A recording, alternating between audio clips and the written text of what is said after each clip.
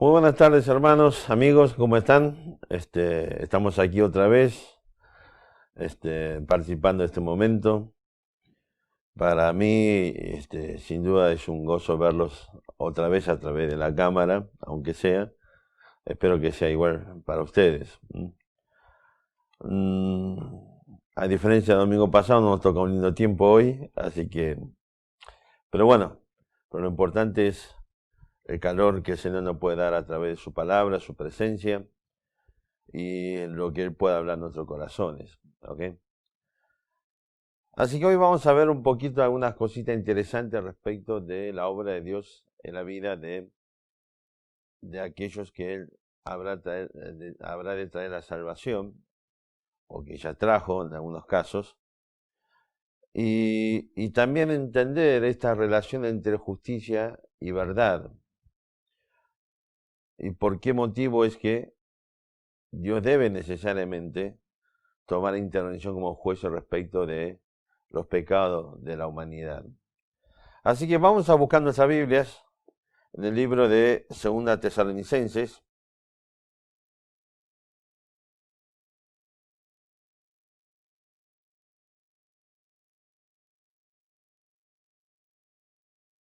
capítulo 2,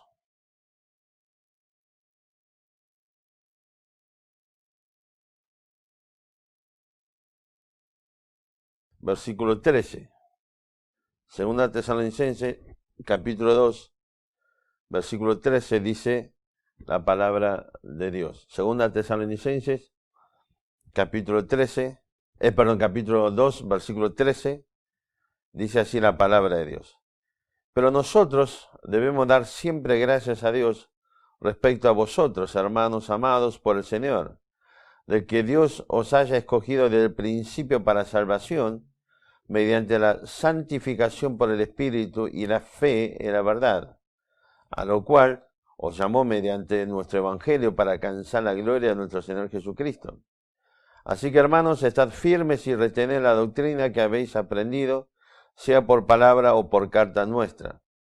Y el mismo Jesucristo, Señor nuestro, y Dios nuestro Padre, el cual nos amó y nos dio consolación eterna y buena esperanza por gracia, conforte vuestros corazones y os confirme en toda buena palabra y obra. Vamos a orar. Señor, queremos agradecerte por este tiempo que estamos aquí compartiendo. Te agradecemos, Padre, nuevamente por tu palabra. Te imploramos, nuestro buen Señor, que tú estés obrando en nuestras vidas, trayendo a nuestra mente, a nuestro corazón, iluminación y entendimiento. Pero sobre todas las cosas, Señor, danos sabiduría para saber aplicar tu palabra en nuestra vida. Señor, que tu palabra esta tarde haga impacto en la vida de cada uno de los oyentes y que realmente, Señor, puedas producir la obra que deseas producir en cada uno de nosotros. Gracias por todo, nuestro Jesús. Amén. Ok, estamos aquí, perdón, con este pasaje de Segunda Tesalonicenses y vamos a empezar a contextualizar un poco de lo que viene Pablo hablando aquí. En Primera Tesalonicenses capítulo 4, el apóstol Pablo, por medio del Espíritu Santo, nos revela acerca sobre el destino, ¿sí? Y el destino final de la iglesia. En cumplimiento precisamente con la promesa del Señor Jesucristo en Juan capítulo 14, Primera Tesalonicenses 4 se nos dice que Cristo viene a buscar a su iglesia, ¿sí? Y nos habla acerca del rapto o el arrebatamiento. Ahora, Segunda Tesalonicense comienza con un pequeño inconveniente. Los hermanos estaban pasando por un tiempo de mucha angustia por la innumerable cantidad de tribulación por la que ellos estaban pasando. Y el gran problema es que empezó a haber gente que empezaron a escribir o pasaron por allí y empezó a enseñarles cosas que no tienen nada que ver con la palabra de Dios ni con la revelación de Dios. Entre otras cosas, ¿sí? Generó gran confusión en medio de la congregación hablando acerca de que Cristo ya vino, o sea, Jesucristo ya vino a buscar su iglesia, y que ellos se habían quedado. Por ese motivo, estaban pasando por el tiempo de la tribulación. Así que por esta razón el apóstol Pablo escribe esta carta para explicarle que no es así. De hecho, del capítulo 2, del versículo 1 hasta el 12, nos habla acerca de, o nos revela acerca de, Dios nos revela acerca de algunos detalles más antes de que se produzca el arrebatamiento, el rapto. Y por esta razón, ¿sí? Pablo, cuando llega al versículo 13, como una especie de transición, para traer consuelo. Por eso fíjese que en dos ocasiones, del versículo 16 y 17 usa la palabra, digamos, consuelo, confortar, el versículo 15 se los exhorta a permanecer firmes y retener la doctrina, y así sucesivamente. ¿Por qué motivo? Precisamente por lo que le conté, lo que pasaba aquí, en ese contexto histórico. Y el versículo 13 comienza un proceso de transición. La transición es habiéndole enseñado la verdad y haberle transmitido lo que Dios ha revelado. 13 comienza el proceso de transición para, exhortar a los hermanos en Tesalónica para que hagan lo que tienen que hacer, que realmente mientras estamos esperando la venida de nuestro Señor Jesucristo, cada uno tiene que estar ocupados seriamente en las cosas del Señor. Así que es así como que llegamos al versículo 13, tal es así que después lo vamos a leer, pero fíjese que el versículo 10 va a hablar sobre el tema del juicio de Dios sobre aquellos que no creen en el Evangelio de Cristo. Y versículo 13, otra vez con una conjunción adversativa, dice, bueno, pero nosotros, o sea, los que han creído en Cristo como su Salvador, los que han creído en el Evangelio de Cristo, los que no van a pasar por el juicio de Dios ni la ira de Dios, dice, pero nosotros debemos dar siempre gracias a Dios respecto a vosotros, hermanos amados por el Señor, de que Dios os haya acogido desde el principio para salvación. Mira, el versículo 13 y 14 en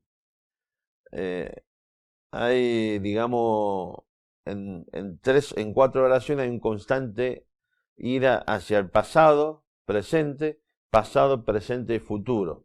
¿Ok? Ahora vamos a ver un poco sobre este tema. Así que lo primero que hace el apóstol Pablo es dar gracias a Dios siempre por ellos, por los hermanos de Tesalónica. ¿Por qué? Porque son hermanos amados, por el Señor. Y Pablo también da gracias porque ellos son partícipes de una experiencia común, ¿sí? De personas que han sido escogidos desde el principio para salvación. Es interesante la palabra escogido aquí, y acá aparece el mismo proceso que aparece en Romanos capítulo 8. Significa el concepto, la acepción de esta palabra es selección o seleccionar. Y lo que nos habla precisamente o nos transmite ese concepto de propósito. Es decir que el propósito de la elección, la selección de estos hermanos es para salvación. Y después vamos a ver que juntamente con esto llega el desarrollo de ese propósito en esta vida hasta que estemos en la presencia del Señor. Así que dice que, bueno, fueron escogidos, seleccionados para salvación. Y fíjese que esta frase verbal nos haya escogido en el griego, en el idioma original del Nuevo Testamento, está un tiempo verbal que se conoce como aoristo. Sin entrar en detalle, hablamos otra vez sobre este verbo, pero básicamente nos habla sobre un hecho consumado. O sea que en el pasado se consumó el hecho de la elección de ellos, dice el apóstol Pablo, ¿sí? ¿Para qué cosa? Para salvación. ¿Y de qué forma habría de manifestarse este acto, digamos, la elección para salvación? Dice el versículo 13, mediante, ¿qué cosa? mediante la santificación por el Espíritu y la fe en la verdad. 4 sustantivos: santificación, Espíritu, fe, verdad. ¿Ok? Con estos 4 sustantivos el apóstol Pablo nos dice cómo es que se habrá de manifestar la elección para salvación. Por un lado, inevitablemente, ¿sí?, de manera que si no hay participación del Espíritu Santo no hay salvación. Dice la santificación, o sea, mediante la santificación por el Espíritu y la fe en la verdad. Así que la salvación es un acto donde, entre otras cosas, el Espíritu Santo interviene, ¿sí?, nos aparta para que seamos o pertenezcamos a Dios. Y por otro lado, tiene que ver con, en el ámbito, si se quiere, en el ámbito humano, es el hecho de ejercer la fe en la verdad de la palabra de Dios. ¿Sí? Sabemos que la fe para salvación es una fe sobrenatural que Dios da, porque toda la salvación es la obra de Dios, pero en el plano humano, indudablemente nosotros debemos manifestar una fe, una confianza absoluta y única en la palabra de Dios.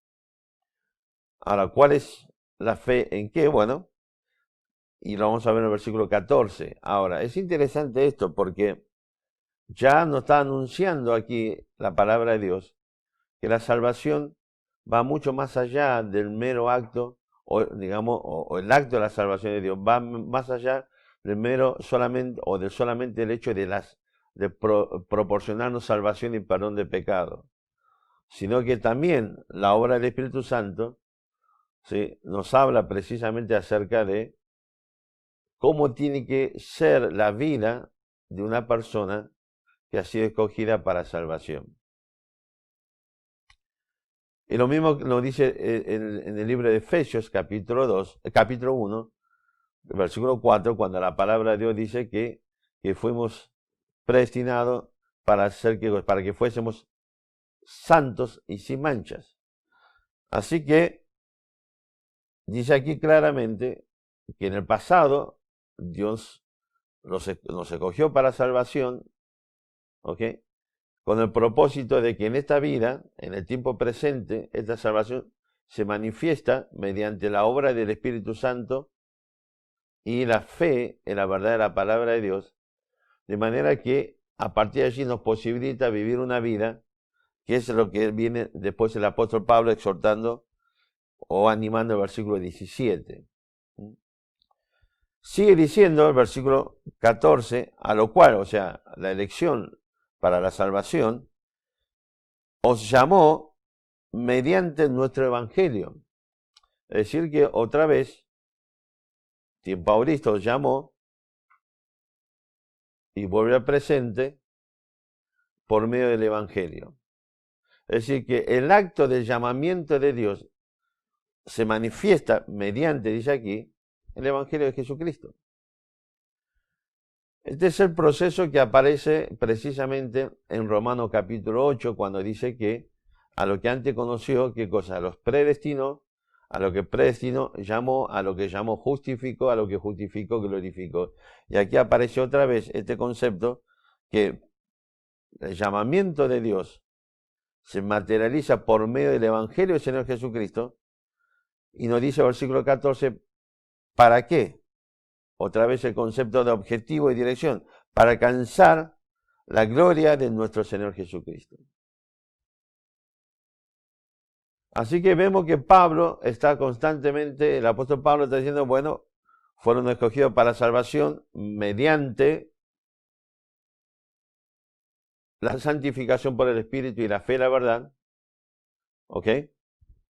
Y este acto de elección para salvación, dice, a lo cual fuiste, dice el versículo 14, perdón, os llamó, otra vez en el pasado, para que en el presente ese llamamiento se manifiesta mediante el Evangelio de Jesucristo. Y finalmente, nos va a decir que precisamente el acto de la salvación, la elección para salvación, el llamamiento por medio del Evangelio es para el propósito final de nuestra glorificación, conforme a qué cosa, la gloria de nuestro Señor Jesucristo. Alguna cosita interesante para prestar atención aquí. Primero principal, la salvación es una obra total y absoluta de Dios. Depende solamente de Él. Y tu responsabilidad, mi responsabilidad como ser humano es responder ante ese llamado de Dios. Simplemente. No hay un punto donde se nos exige a nosotros hacer algo para alcanzar la salvación, para que podamos obtener la salvación, para que podamos hacer algo a los fines de completar la obra de Dios. La salvación tuya, mía, de cualquier ser humano, es una obra completa y absoluta de Dios y depende solamente de Él. Y lo que nosotros tenemos que hacer es simplemente responder o no a ese llamado. Y en segundo lugar, es interesante, ¿ok?, que el versículo 15 nos va a decir que, así que hermanos, estad firmes y retened la doctrina que habéis aprendido, sea por palabra o por carta nuestra. O sea que cuando el versículo 13 nos habla de fe en la verdad, no está hablando solamente de la verdad del Evangelio, sino que está hablando todo el cuerpo de conjunto de verdades que Dios nos ha revelado y que está precisamente en la Biblia, que es la palabra de Dios. Y la exhortación de Pablo, que es estar firme y retener la doctrina que habéis aprendido. O sea que nuestra firmeza tiene que estar sobre ¿qué cosa? Sobre la palabra de Dios. En otra palabra, la Biblia, la palabra de Dios es nuestra única regla de fe y práctica. Es decir, que todo lo que debemos creer y todos los principios que deben guiar nuestra vida está en la palabra de Dios.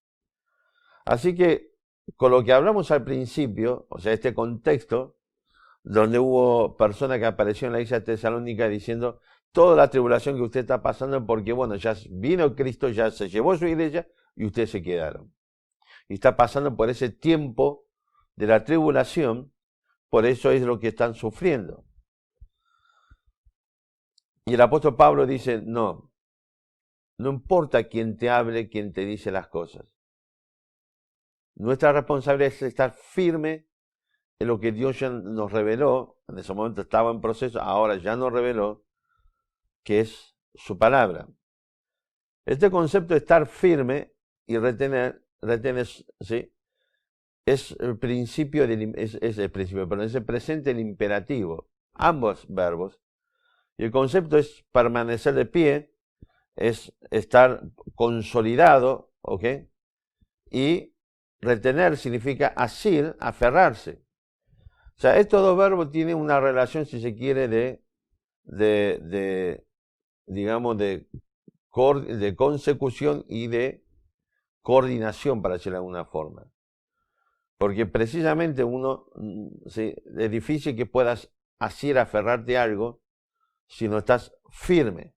Si estás constantemente en un proceso de temblor, estás en movimiento, estás, digamos, tratando de mantener un equilibrio, es difícil que puedas aferrarte a algo para estar firme. Pero al mismo tiempo, es imposible estar firme, ¿sí?, si no nos aferramos a la palabra de Dios. Así que hay una relación íntima, de manera que si no es en la palabra de Dios, nunca vas a encontrar firmeza para tu vida espiritual. Y aparte de decir, todas las áreas de tu vida. De la misma forma, si no nos asimos nos aferramos a la palabra de Dios, nunca vamos a sentir ni vamos a tener una verdadera estabilidad permanente.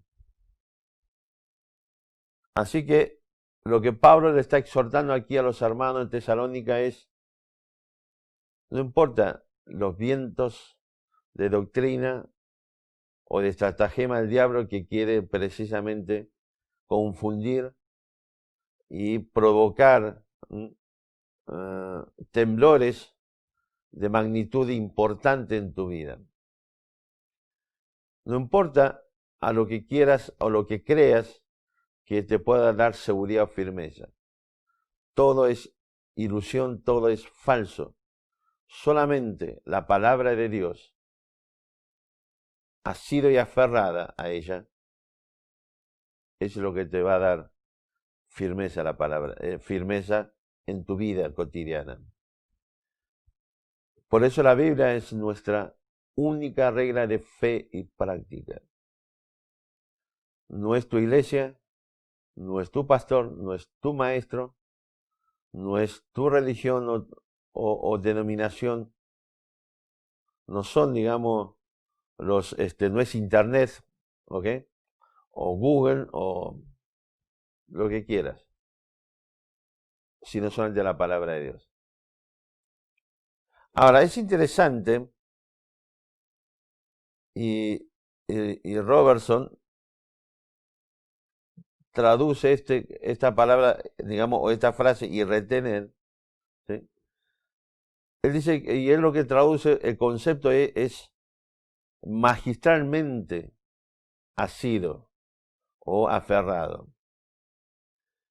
El concepto, o sea, la verdad es un concepto muy interesante porque condice con todo el contexto que después vemos, porque esta idea de magistralmente aferrado es la idea de asido aferrado, reteniendo algo con maestría. O sea que estamos hablando otra vez de no solamente lo que creemos, sino también lo que practicamos, lo que vivimos, y no una vez, sino constante, permanentemente, porque si no es a través de un proceso constante, permanente, no hay posibilidad de desarrollar una maestría, ¿sí?, en alguna disciplina. Así que coincido que el concepto del apóstol Pablo es que es un proceso, precisamente el presente, digamos el imperativo, nos está hablando de una orden para que desarrollemos de forma constante y permanente, ¿qué cosa? Firmeza mediante, ¿qué cosa? Mediante el acto de estar aferrado firmemente a la palabra de Dios. Así que, con esto en mente, es que el apóstol Pablo ahora ya empieza a encarar el proceso ya, digamos, en la recta definitiva para exhortar a los hermanos de Tesalónica a hacer lo que tienen que hacer. No estar confundidos, no estar amedrentados, no estar, digamos, dejando por esa misma confusión y miedo e inseguridad, dejar de lado lo que tienen que hacer, sino que lo que Pablo ahora nos va a exhortar es que, hermanos,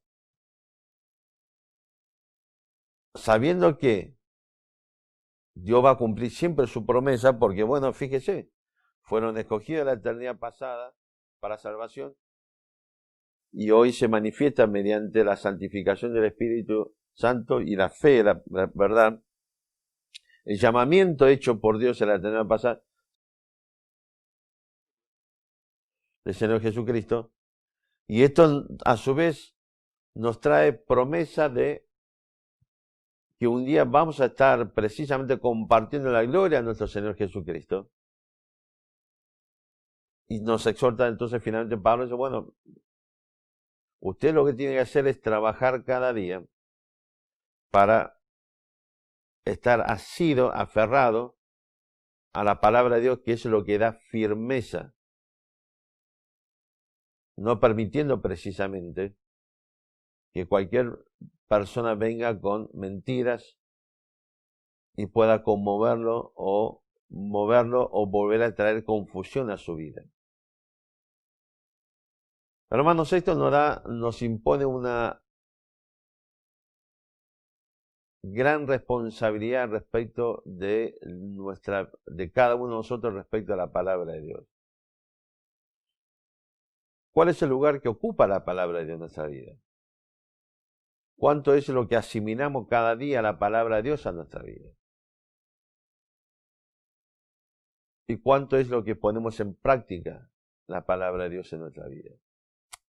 Lamentablemente, y es lo que vengo cuestionando hace tiempo, es que como parte de la cultura, especialmente la cultura occidental, le damos una gran importancia y en general los hermanos le da una connotación especial al hecho de que alguien tenga información y o conocimiento de la palabra de Dios, pero estrictamente desde el punto de vista intelectual.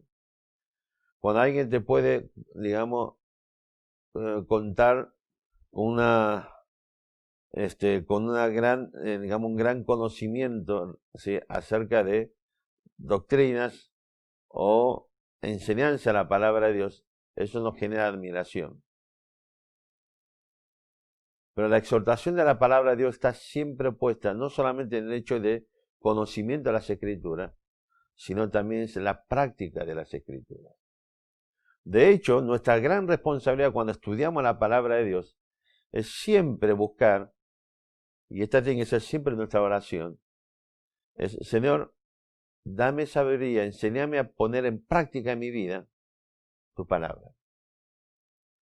Porque precisamente este es el concepto de Dios cuando en la salvación nos ha apartado para Él. No para que usted y yo seamos buenas personas, buenos vecinos, buenos ciudadanos. Fuimos apartados para vivir una vida de santidad conforme a la palabra de Dios. Y a quien debemos rendir cuenta en el día de mañana, quien va a examinar nuestra vida el día de mañana, no para castigo, reitero, sino para digamos, darnos galardón, para premiación, es el Señor Jesucristo. Y va a ser conforme a su palabra. Así que encontramos esta exhortación aquí del apóstol Pablo de estar firme y retener. Y llega el versículo 16 y 17, y hay una cosa interesante. Primero y principal, hay una cuestión doctrinal que aparece todo aquí, que es acerca de la Trinidad y acerca de la identidad, no como una sola persona, sino la identidad de ambos como Dios, entre el Padre y el Señor Jesucristo. Versículo 16 dice: y el mismo Jesucristo, Señor nuestro, y Dios nuestro Padre, el cual nos amó y nos dio consolación eterna y buena esperanza por gracia, conforte vuestros corazones y os confirme en toda buena palabra y obra. Fíjese que tenemos aquí en estos dos versículos una identidad de sujeto, ¿sí? No solamente identidad de sujeto, sino que estamos hablando de dos sujetos. Está hablando de Jesucristo nuestro Señor y Dios nuestro Padre, pero ambos sujetos está introducido por un artículo singular con dos participios, nauristo, amó y no dio, y dos verbos también en singular, ¿sí? Confortar y confirmar. Así que, gramaticalmente hablando, lo que Pablo aquí, y el hecho de que lo ponga a Cristo, primero menciona a Cristo, luego a Dios nuestro Padre, en otro pasaje, ¿sí?, habla de Dios nuestro Padre, después Señor Jesucristo. O sea, el hecho de que el orden que, digamos, que se ponga de forma indistinta, nos está hablando precisamente nuevamente de qué cosa, de la identidad como Dios de Cristo y el Padre. Y es interesante también saber que el acto de la consolación, sabemos la promesa de Cristo en Juan 14, 15 y 16, es lo que realiza el Espíritu Santo en nuestra vida cotidianamente. ¿Ok?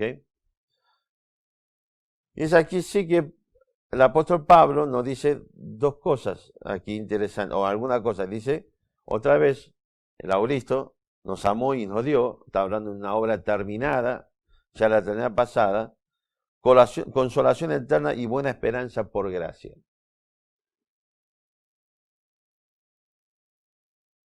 Es un poco el concepto que Pablo cuando en Efesios 1:3 dice que bendito sea el Dios y Padre de nuestro Señor Jesucristo, que nos bendijo con toda bendición espiritual en los lugares celestiales.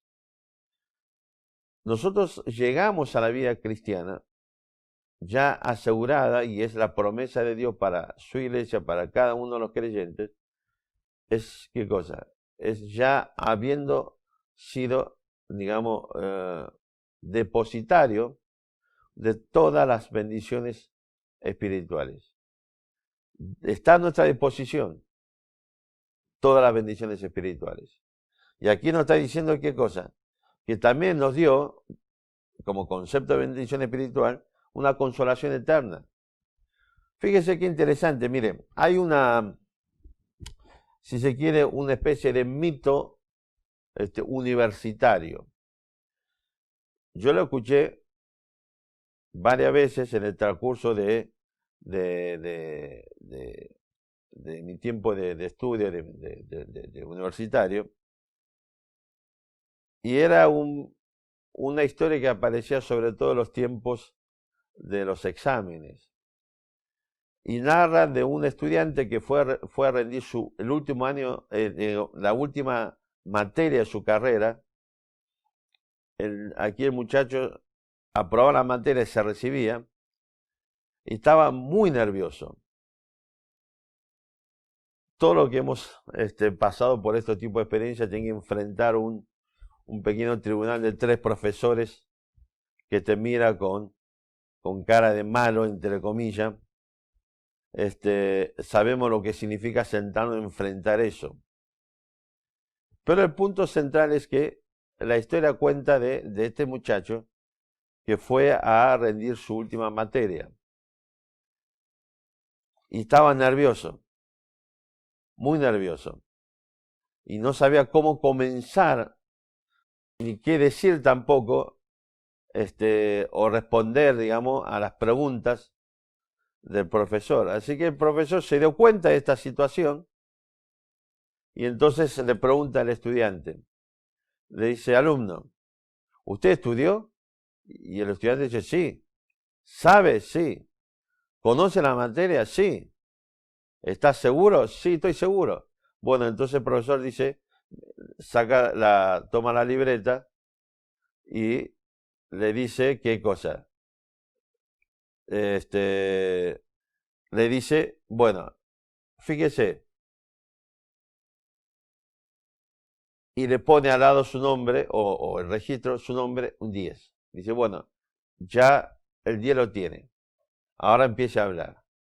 Y cuenta precisamente este mito, esta leyenda de que el alumno como que se sacó ese peso encima, ya no había nervios, ya no había ningún tipo de carga que sentía, y empezó a hablar y digamos, y expresó todo lo que él conocía sobre materia de examen, por lo que se presentó ante, digamos, su profesor. Así que, con esta idea un poco a la cabeza, salvando la distancia, fíjese que precisamente lo que Pablo está diciendo aquí es que realmente ya tenemos una consolación eterna. La palabra consolación es, digamos, la más palabra que se utiliza en Juan para hablar del Espíritu Santo. Paracaleo, paracleto. El concepto primario, fundamental de esta palabra es llamado al lado de. ¿Ok? Así que a partir de allí hay varias acepciones de esta palabra. ¿Ok? Puede ser llamado al lado de para exhortar, para consolar, para animar, para y así sucesivamente. O sea que, dependiendo del contexto, entendemos cuál es la acepción que tiene que estar. Así que lo que nos está diciendo el apóstol Pablo, la palabra de Dios, es que tenemos precisamente, no solamente, digamos, lo que tiene que ver con la palabra de Dios, sino también tenemos la obra del Espíritu Santo en nuestras vidas, llamado al lado nuestro para consolación. Y esta es una bendición que Dios nos ha dado desde la eternidad pasada. Por eso es una consolación eterna. Así que el cristiano tiene todas las herramientas y los medios que Dios nos ha dado para sentir y estar en paz, animado, consolado, porque Dios ha provisto ya todos los medios para que eso ocurra. Porque no solamente ya desde la eternidad pasada Dios aseguró nuestra salvación, Dios aseguró la obra del Espíritu Santo en nuestra vida, Dios aseguró la fe para la salvación, Dios nos aseguró su palabra, ¿ok? Y Dios nos aseguró la presencia del Espíritu Santo en nuestra vida en el tiempo actual. Así que no hay motivo para que el cristiano no se sienta consolado. Pero además, fíjese un detalle. Nosotros, los creyentes, especialmente en los tiempos modernos, estamos siempre dispuestos a levantar voces de grito, de llanto, de desesperación, de desánimo, y sentir permanentemente que somos objeto de desprecio o digamos, de ofensa por parte de otros. Vivimos así. Todo lo que se dice nos ofende, como se dice las cosas nos ofende, las cosas que se hacen nos ofende. Cualquier cosa, Dios, y estamos enojados contra Dios, culpando a Dios por las cosas que ocurren en nuestras vidas. Ahora, fíjese que lo que le decía al principio, el contexto de este pasaje es que los hermanos estaban pasando por un tiempo de mucha angustia y tribulación, de manera que cuando, tal es así la tribulación por la que ellos estaban pasando, que cuando aparecieron personas y cartas diciendo ustedes, Cristo vino, se llevó su iglesia, ustedes se quedaron, y están pasando por el tiempo de la tribulación, y ellos creían que era posible esto por el nivel de tribulación, por cuánto estaban atribulados. Así que fíjese qué detalle, hermanos. La próxima vez que usted sienta, digamos, empiece a desarrollar ese lástima, ¿ok? Cuando usted se mira al espejo y piensa, mira que y llora, dice, pobre de mí, por el pastor, por la iglesia, por los hermanos, por Dios o por quien sea. Vuelve a pensar un poco lo que está pasando estos hermanos. Fíjese que el nivel de tribulación que ellos estaban teniendo era tan grande que pensaba que era viable, era posible, ¿qué cosa? Que estuviera pasando por ese tiempo del cual Dios nos ha dado la promesa que no íbamos a pasar por ese momento. La iglesia de Cristo no va a pasar por la tribulación. Así que, cada vez que tenga ganas de quejarse, vuelve a pensar un poquito en todos estos hermanos que nos han precedido en el camino de la fe. Y piense y sea honesto y un poco objetivo. La realidad es que al lado de lo que ellos han vivido, nosotros realmente somos unos reyes. No nos pasa nada realmente en la vida al lado de lo que ellos han vivido. Precisamente por lo que están viviendo, Pablo le dice qué cosa. Trae a la memoria de ellos la promesa, la palabra de Dios, de que le ha dado la consolación eterna, y buena esperanza, por la gracia. O sea que por la gracia de Dios, por el amor de Dios, porque nos amó y por la gracia de Él, nos dio consolación eterna y esperanza y buena esperanza. Ahora es interesante esta idea de buena esperanza, porque nos está otra vez llamando, trayendo a la memoria, no solamente lo que Dios hizo en el pasado, ¿se acuerdan? Versículos 13 y 14. Nos escogió y nos llamó, ¿ok? Le ha dado al cristiano propósito, consolación, dirección en su vida, y también le ha dado un objetivo, un destino eterno, en la presencia de Cristo, compartiendo la gloria de Cristo. Así que el apóstol Pablo nos habla, no solamente nos hace referencia a que Dios nos dio ya la consolación eterna, sino también una meta, un objetivo, un propósito, un fin a donde vamos a llegar, que es en la presencia de Cristo para compartir su gloria eterna. Ahora, es interesante que Pablo agregue la palabra buena, dice buena esperanza. La palabra buena es interesante porque la palabra griega agatos es la palabra que se utiliza cuando los evangelios dicen, cuando Cristo dice, ¿quién es bueno? Hay uno solo bueno que es, ¿quién? Que es Dios.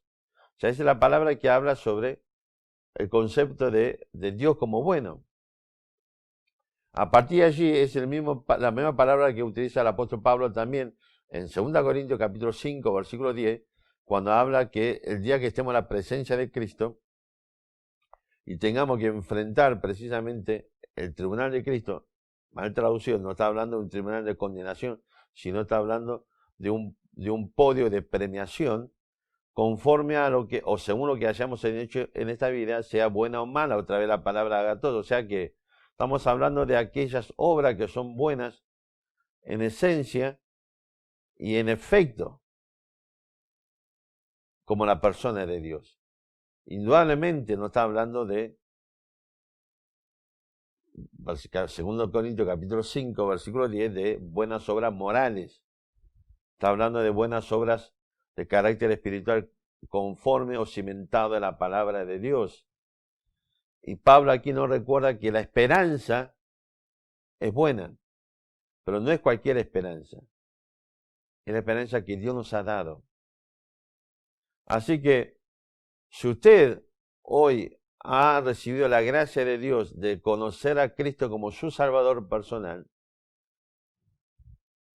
de los 5 pasos que aparecen en Romanos capítulo 8, ya se cumplió 4. ¿Sí? ¿Se acuerdan nuevamente? Dice, a los que antes conoció, ¿qué cosa? Los predestinó, a lo que predestinó llamó, a lo que llamó justificó, y a lo que justificó glorificó. Así que lo que Pablo está haciendo a los hermanos de Tesalónica, lo mismo que nos dice a nosotros hoy, nos falta el último paso, que es la buena esperanza, que estemos en su presencia para compartir la gloria de Cristo, sea que Él nos llame a su presencia antes que venga a buscar a su iglesia o cuando venga a buscar a su iglesia. Y con todo este paquete, digamos, de, si se quiere, de seguridad, paquete de airbag y de no sé cuánto tipo digamos, de vigas o de columnas o de chasis, lo que sea, para que no suframos ningún tipo de daño ante ningún tipo de colisión, ¿okay? Con todo este paquete de seguridad que Dios nos ha dado y que es verdad en nuestra vida, conforme a su palabra, nos termina exhortando el versículo 17, ¿qué cosa? Conforte vuestros corazones y os confirme en toda buena palabra y obra. Así que, hermanos, hay que entender esto. Las bendiciones espirituales que Dios nos ha dado y que están a nuestra disposición, todos los beneficios que Dios nos ha dado y que están a nuestra disposición, es a los fines de que usted y yo estemos cómodamente sentados en nuestra casa, sin hacer nada, y disfrutar como una eterna vacación o vacaciones de todos los beneficios de Dios. No, eso es mentira. Todo esto nos fue dado precisamente para que comencemos en esta vida el proceso de la glorificación, de la identificación, de compartir la gloria de Cristo. Y este concepto de Romanos, capítulo 8 nuevamente, para que seamos conformados en la imagen del Señor Jesucristo. Y eso comienza hoy y cotidianamente hasta que estemos en su presencia. Así que este concepto de versículo 13, mediante la santificación del Espíritu Santo, está hablando ya no, claramente de cómo tiene que ser nuestra vida. Y la fe, la palabra de Dios y la verdad de Dios, ya no está hablando sobre en qué confiar y en qué estar cimentado, fundado, que es la palabra de Dios. Y tu responsable, mi responsabilidad, nuevamente, dice aquí el apóstol Pablo, o sea, nos anime, o sea, le está diciendo a los hermanos Corintios, todas estas cosas deben animar sus corazones, ¿y qué cosa? Y darles seguridad y firmeza otra vez, ¿para qué cosa? Para toda buena palabra y obra. Así que es interesante preguntarnos o examinar nuestra vida si hemos traducido en toda buena palabra y obra todo el beneficio y las bendiciones espirituales que Dios nos ha dado y nos da y está a nuestra disposición para que usted y yo tomemos cuando queramos y cuanto queramos. Y nuevamente cuando dice, conforte vuestro corazón y os confirme en toda buena, otra vez, la misma palabra que el versículo anterior, buena esperanza, agatos. Otra vez estamos hablando de lo que es bueno conforme a la misma persona y naturaleza de Dios. Es decir, que no es buena palabra y obra como a usted y a mí se nos antoja, se nos ocurra, o lo que nosotros decimos que es bueno o malo. Y retenga bien este concepto de lo que nosotros decimos lo que es bueno o malo, porque vamos a ver ya en tiempo muy breve sobre este concepto, sobre esta idea. ¿Ok? Es decir que, otra vez, lo que usted y yo debemos desarrollar en palabra y obra es lo que Dios nos ha revelado en su palabra. Fíjese que en el versículo 14, mire qué interesante, Pablo dice, a lo cual os llamó mediante, ¿qué cosa? Nuestro evangelio. ¿Ok? Si se quiere, un concepto posesivo. Y esta idea de buena palabra nos recuerda primordialmente que la buena palabra que usted y yo debemos dar y compartir constante, permanentemente, es el Evangelio del Señor Jesucristo. Porque precisamente es el medio que Dios estableció para, ¿qué cosa? Para traer al plano humano de la realidad cotidiana, ¿qué cosa? El llamamiento de Dios. Es el medio para que se manifieste la salvación que Dios realizó en la eternidad pasada mediante el acto de la elección. Así que no hay palabra más imperiosa y con mayor urgencia que usted y yo podemos y debemos dar que el Evangelio del Señor Jesucristo. Porque eso es primordialmente buena palabra. Y después, ¿qué dice? Precisamente obra. Volvemos a lo mismo. La vida cristiana no es una vida basada en conceptos abstractos de información y conocimiento. La vida cristiana no consiste en un trofeo de cuánta información y conocimiento podemos reunir en nuestra vida. Y mal hacemos cuando lo que se transforma como acto de admiración nuestra como cristianos respecto a otra persona es cuánto conoce, cuánto sabe.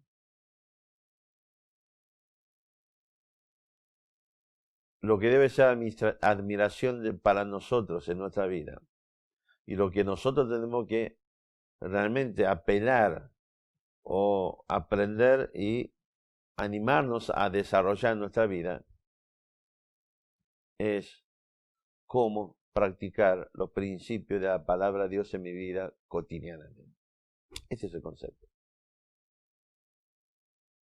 Una buena hermenéutica debe necesariamente terminar con una correcta aplicación de la palabra de Dios en nuestra vida. Este es el principio fundamental de la hermenéutica bíblica. La hermenéutica bíblica no es precisamente desentrañar de alguna forma la mente de Dios, las ideas, los pensamientos de Dios que se tradujo en las palabras y en la escritura, medio de comunicación humana, para decir, ¿sí?, por excelencia. ¿Para qué cosa?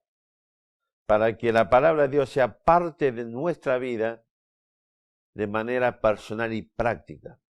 Ese es el concepto fundamental de lo que es una hermenéutica bíblica. Por esta razón, hermanos,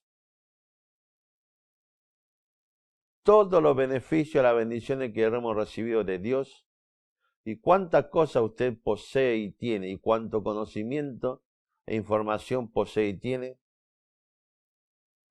tiene que ser afirmado y animado en Dios y en su palabra, tiene que traducirse en buena palabra y obra. A partir del capítulo 3, Pablo ya entra directamente, yo decía que esto es un proceso, digamos, unos versículos de transición, ya entra directamente a hablar sobre todas las cosas que tienen que ver con buena palabra y obra que el cristiano tiene que desarrollar.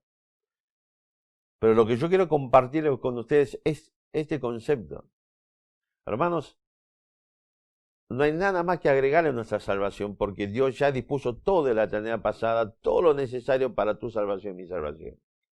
Dios ya estableció todo el proceso para que se manifieste claramente en nuestra vida su acto de predestinación y de llamamiento. Dios ya nos dio todas las bendiciones espirituales. Dios ya nos entregó su palabra, tal como dice el mismo 2 Pedro 1:9, cuando dice que es la antorcha que ilumina el lugar oscuro y que hacemos bien estar aferrados a esa antorcha mientras transitamos precisamente por esta vida. Y nos ha dado precisamente consolación eterna y buena esperanza para que usted y yo no seamos vagos ni presumidos, ni soberbios, ni nada por el estilo, sino que humildemente reconozcamos que todo es de Dios y debemos vivir nuestra vida para Dios. Y que las obras de nuestra vida y lo principal que tenemos que compartir, que es el Evangelio, es para glorificar a Dios. Fíjense cómo se cierra precisamente este círculo. Como todas las cosas tienen su origen en Dios, para que nosotros precisamente podamos glorificar a Dios en nuestras vidas. Y eso no se hace como nosotros queremos, sino conforme a la verdad de la palabra de Dios. Que nuestra única regla es fe y práctica. Es donde usted y yo debemos sostenernos y aferrarnos como antorcha, dice el apóstol Pedro, en lugar oscuro. Ella tiene que transformarse, versículo 15, versículo 14, 15, tiene que ser la firmeza, el fundamento de nuestra vida y estar magistralmente aferrada a ella.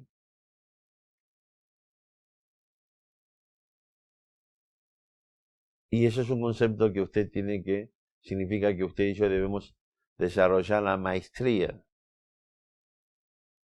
no solamente en conocimiento, fundamentalmente en práctica de la palabra de Dios. Este es el principio fundamental.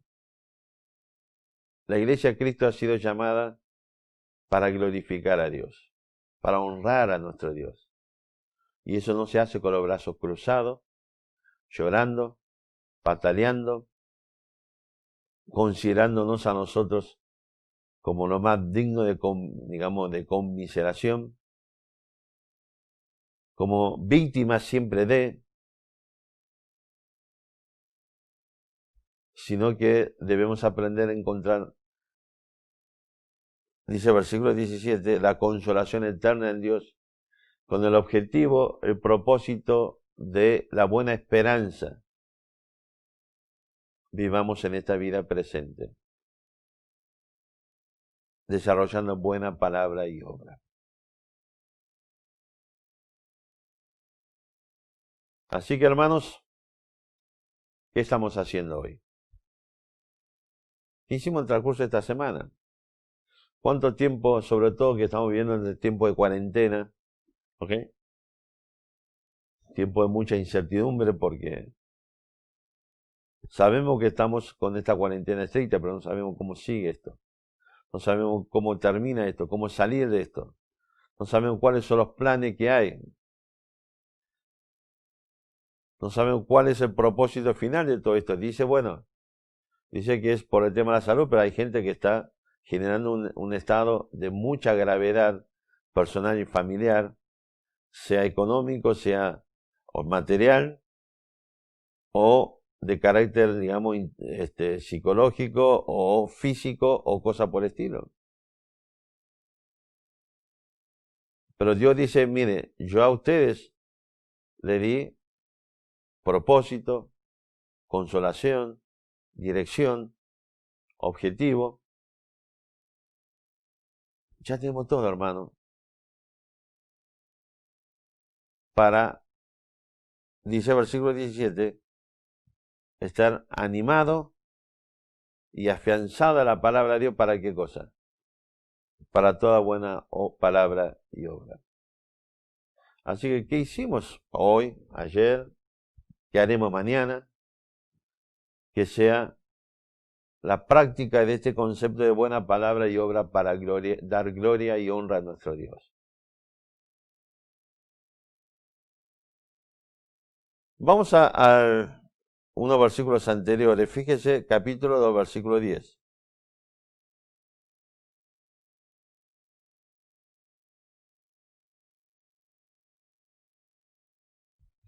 No, vamos al versículo 9, vamos a empezar al versículo 9.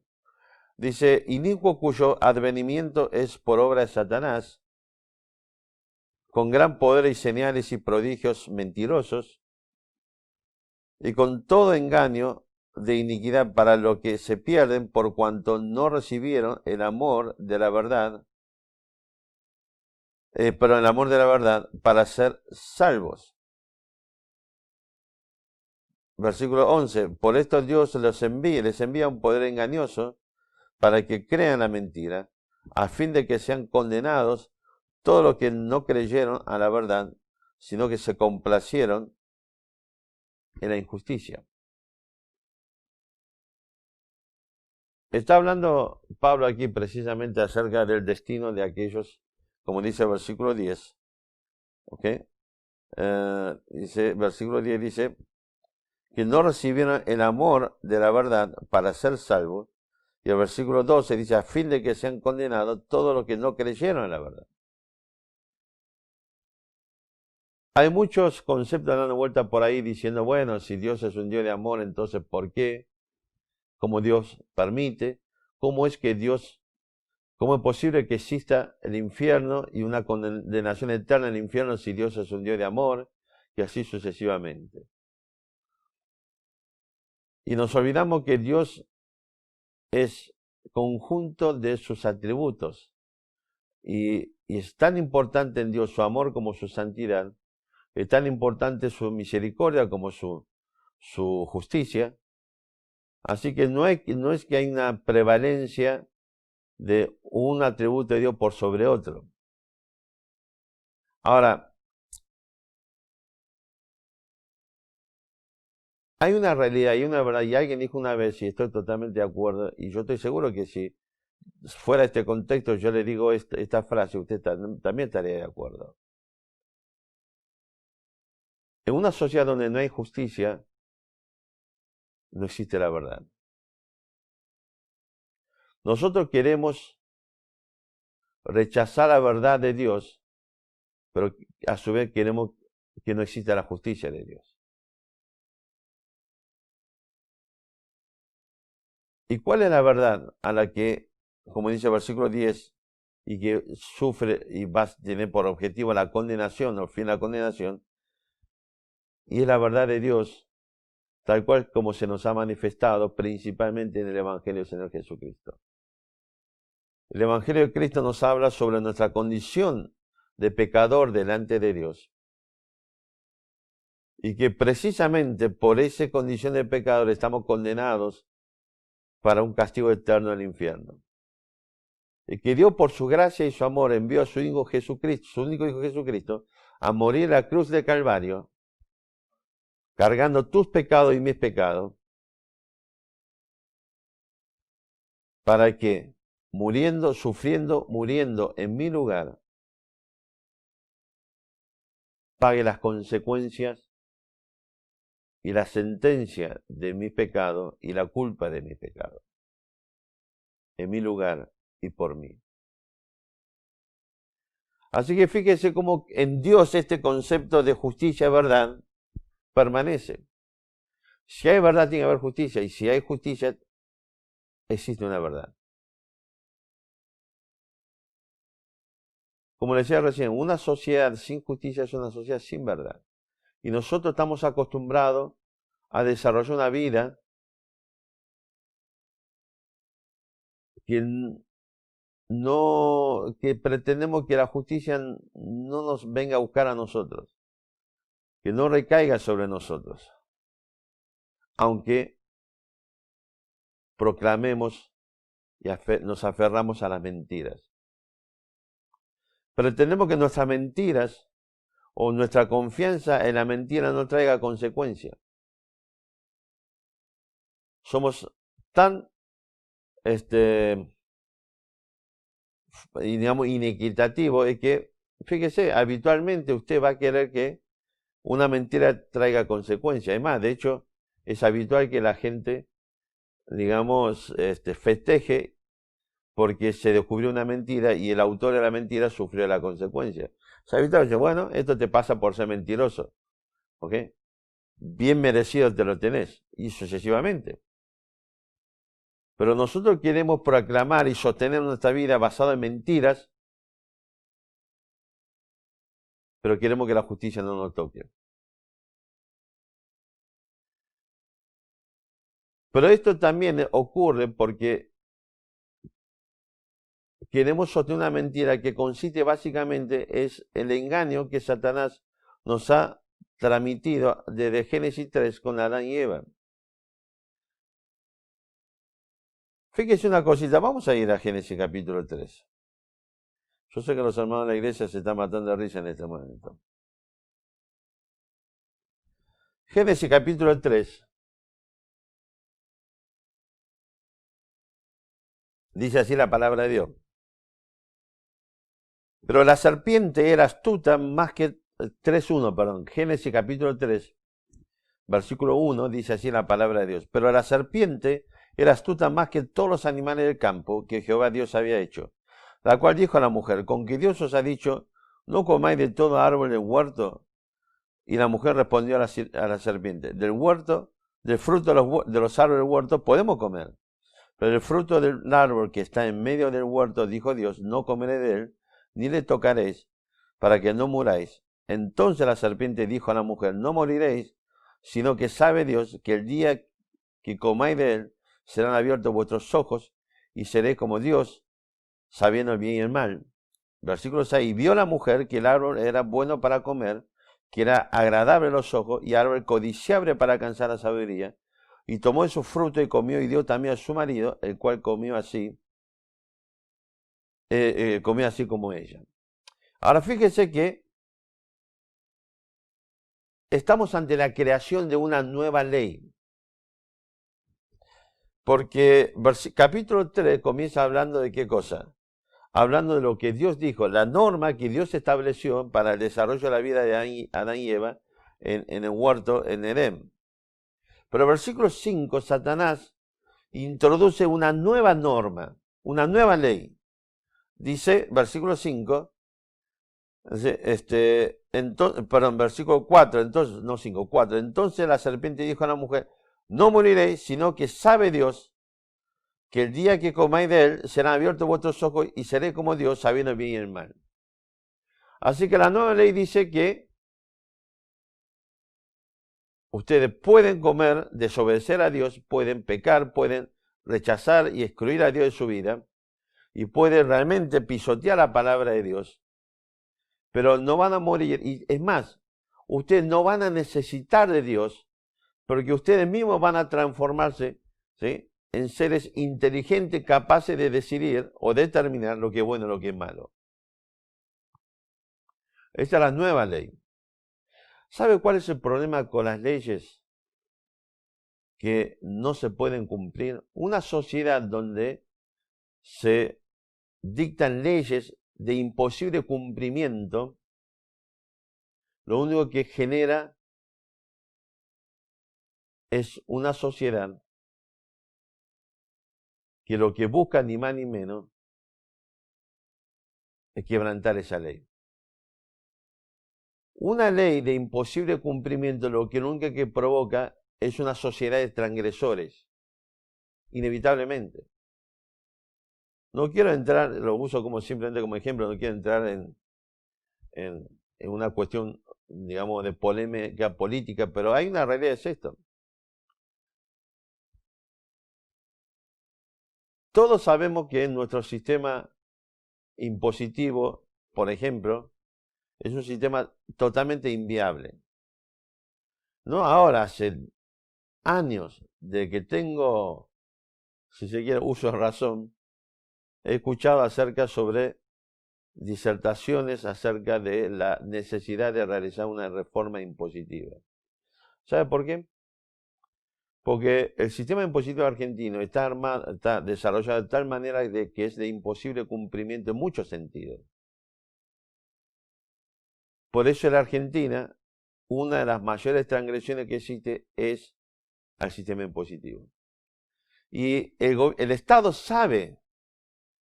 reconoce que esto es así. Por esa razón, fíjese un detalle, que periódicamente, a nivel nacional, provincial, municipal, aparece alguna norma, ¿qué cosa? Generando una nueva amnistía, no amnistía, sino una nueva moratoria, para que aquellos que no pudieron cumplir con la ley impositiva y que evidentemente están transgrediendo esa ley, puedan, entre comillas, regularizar su situación ilegal o cosa por el estilo. Porque la realidad es que en una ley de cumplimiento posible para todos, no hay necesidad de desarrollar eso, porque todo lo puede cumplir y hay que cumplir la ley. Así que en una sociedad donde existe una ley de cumplimiento imposible, lo único que logra es una sociedad de transgresores. El problema ¿cuál es? Que con el tiempo la sociedad de transgresores se transforma en ¿qué cosa? La transgresión a la ley se transforma en un hábito. Y desgraciadamente en sociedades como la Argentina, ¿sí?, la transgresión a la ley no es algo que la sociedad paulatinamente, o importante sector de la sociedad, no lo ve como algo malo, sino como festeja. Uy, mirá qué vivo, qué tipo inteligente, ¿cómo no se me ocurrió a mí hacer lo mismo? Los transgresores pasan a ser justificados y pasan a ser héroes. Cuando Satanás le dice a Eva, modifica la ley de Dios, esta es la ley, la nueva ley. Ustedes no van a morir, es decir, no van a sufrir la consecuencia de sus pecados, aunque esté la justicia de Dios, pero olvídeselo porque no van a sufrir la consecuencia de sus pecados. Y usted no necesita de Dios, puede expulsar y sacar a Dios de su vida, porque usted mismo puede determinar lo que es bueno y lo que es malo, como un ser moral. Y por supuesto, si usted puede determinar lo que es bueno y es malo, usted también puede cumplir esto. Es decir, hacer lo bueno y rechazar lo malo. La realidad es que nuestra vida, nuestra familia, nuestra sociedad, es una prueba palpable, concreta, clara, de que Satanás le entregó, le ofreció al hombre vivir bajo una ley de imposible cumplimiento y ha hecho que el hombre se transforme en un constante y permanente transgresor. En este caso, de la palabra de Dios. Y toda transgresión a la ley trae consecuencias. Seguramente la justicia humana es tan imperfecta, desgraciadamente tan contaminado por precisamente la corrupción,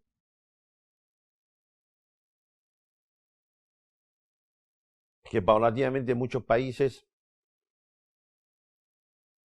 estamos simplemente manifestando nuestro enojo, nuestra bronca ante una nueva corrupción de la justicia.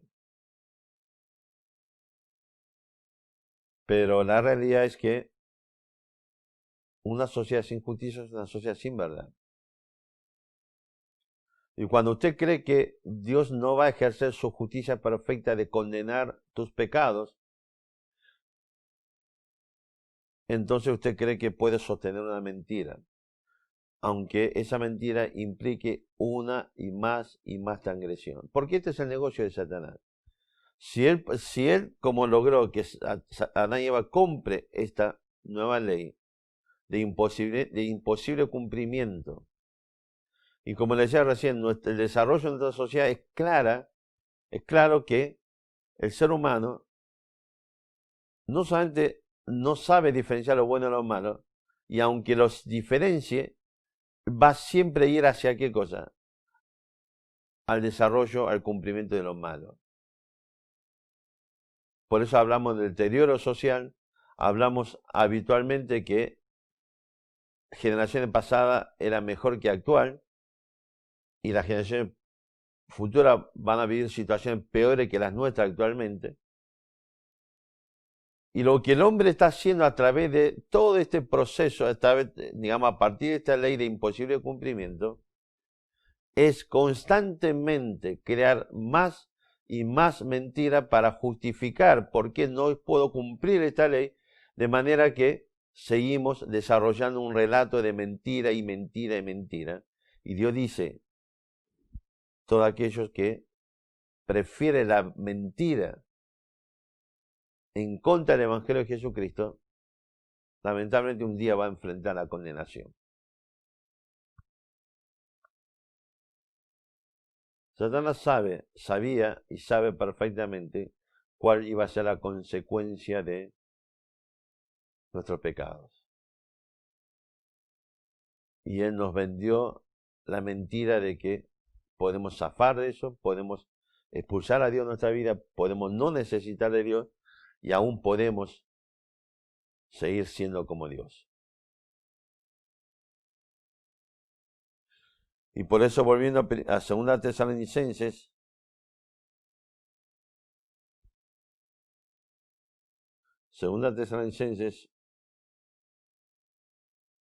capítulo 2, nuevamente, versículo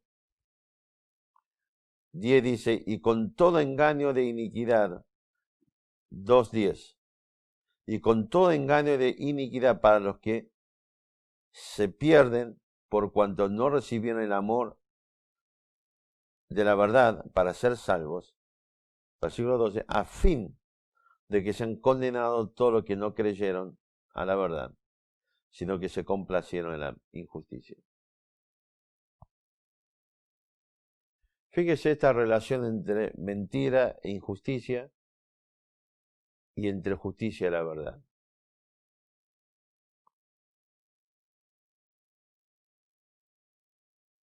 Por esa misma razón, cuando Cristo murió en la cruz, cargó allí la totalidad de todos tus pecados y de los míos, pasado, presente y futuro, y Dios ha provisto la solución para todos nuestros pecados. Por eso no importa lo que ha sido tu vida, lo que has hecho, lo que no hayas hecho. No importa si hasta hoy confiaste en tu iglesia, en tus buenas obras, en que sos una buena persona, en tu moral. No importa que haya confiado en una religión. No importa que haya confiado en las obras religiosas que haya desarrollado. Todo es parte de un sistema de engaño y mentira. La única forma que vos, yo, usted y cualquier persona podemos obtener la salvación es creer en la verdad del Evangelio de Jesucristo. Porque solamente Cristo, cuando murió en la cruz, satisfizo la demanda de la justicia perfecta de Dios. Y es el único medio para ser liberado de la condenación eterna de Dios. Así que a partir de aquí usted puede seguir viviendo en este proceso de mentira, relatos y mentiras, mentiras y relatos, tal como aparece en Romanos capítulo 1. Usted puede seguir viviendo en esta ecuación de injusticia y la mentira. Seguir siendo, digamos, aceptando la mentira, como Cristo dijo que Satanás es el padre de la mentira. O tal vez hoy puedes venir a Dios, a Cristo y decir, bueno, yo ya no quiero más a Dios fuera de mi vida. Yo no soy Dios, no puedo hacer lo que Dios hace, solamente puedo confiar en la obra de Dios y creer en su obra. Que Él envió a Jesucristo a morir por mis pecados en la cruz de Calvario, para que por su medio yo tenga salvación y perdón de pecado y vida eterna.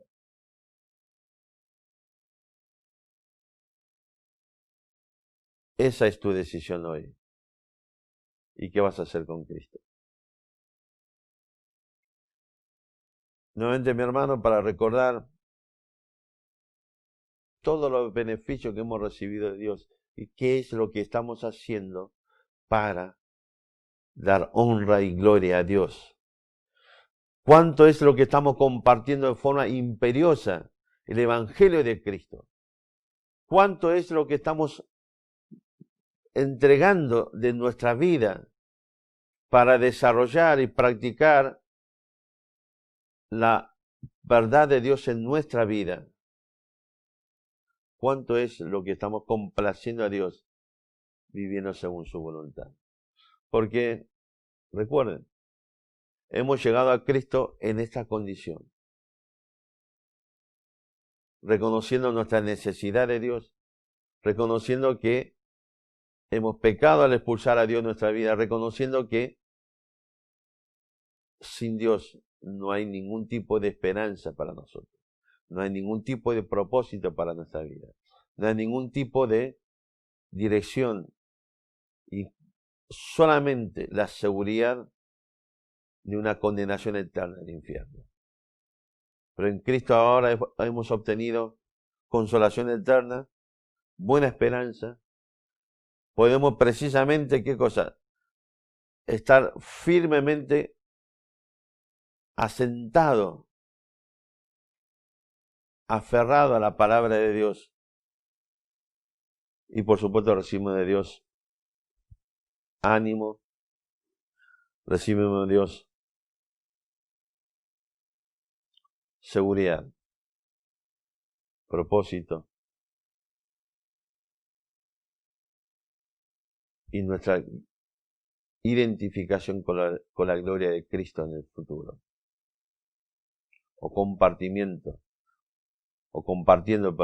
la gloria de Cristo en el futuro. Así que, ¿qué estamos haciendo, mis hermanos? Y nuevamente para terminar, mi amigo, ¿No es tiempo de volver a Cristo hoy? ¿No es tiempo de reconocer que viviste bajo una ley de imposible cumplimiento y te ha hecho transgresor y transgresor y transgresor y más transgresor, y más pecador y más pecador y más pecado? Y que el único que puede cortar este círculo vicioso de mentira y de injusticia es Jesucristo y su obra redentora, su obra salvífica de la cruz de Calvario. Y no es tiempo quizás o seguramente volver a Cristo y reconocer que necesita que Dios esté en tu vida para vivir conforme y según una nueva ley, nuevas normas, nuevos principios, nuevos valores que pueda dar honra y gloria a Dios. ¿Cuál va a ser tu decisión? Vamos a orar. Padre amado, te agradecemos por tu palabra una vez más. Te agradecemos nuevamente, Señor, por todo lo que tú nos brinda cada día. Pero, Señor, especialmente pedimos hoy que tu Santo Espíritu obre en nuestros corazones para traer por primera vez el disfrute y el goce de tu consolación eterna, de la buena esperanza, de la seguridad de la salvación y de una eternidad juntamente en tu presencia. Disfrutar por primera vez la idea, el concepto de un propósito real y verdadero. Pedimos que tu Santo Espíritu obre en el corazón de aquellos que esta noche te necesitan de Cristo. Padre, que esté dispuesto hoy a reconocer su condición de pecador y su necesidad de Cristo para salvación y perdón de pecado. Y obra en el corazón de aquellos que ya hemos creído en ti, Señor, y recuérdanos vez tras vez la exhortación de tu palabra. Es que firme en tu palabra, animado por tu palabra y por tu persona y tu presencia en nuestra vida, direccionemos nuestra vida para el desarrollo de la buena palabra y obra en cada uno de nosotros. Ayúdanos, Señor, te necesitamos. Gracias por todo, en nombre de Jesucristo. Amén. Ok. Llegamos al final de este tiempo otra vez. Ok. No sé usted, pero a mí siempre me parece muy cortito. Tengo ganas de compartir 1 o 2 horas más de la palabra de Dios, o más todavía. Pero bueno, fue un realmente muy lindo tiempo, de mucha bendición, saber que ustedes están allí, compartiendo este momento. Así que bueno, muchísimas gracias por estar allí, que el Señor los bendiga ricamente y nos vemos Dios mediante el próximo domingo, ¿okay? En este mismo lugar y en esta misma hora. Que el Señor los bendiga.